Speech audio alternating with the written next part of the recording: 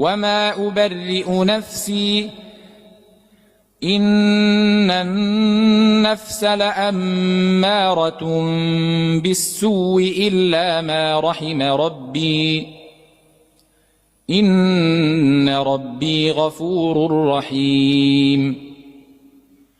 وقال الملك ائتوني به أستخلصه لنفسي فلما كلمه قال إنك اليوم لدينا مكين أمين.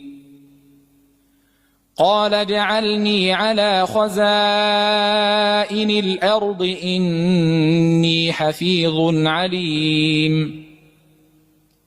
وكذلك مكنا ليوسف في الأرض يتبوأ منها حيث يشاء نصيب برحمتنا من نشاء ولا نضيع أجر المحسنين ولأجر الآخرة خير للذين آمنوا وكانوا يتقون.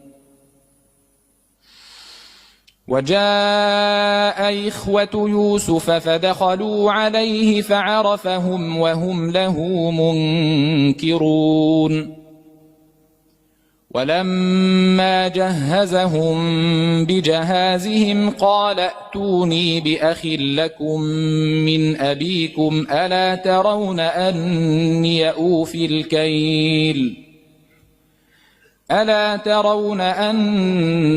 أوفي الكيل وأنا خير المنزلين.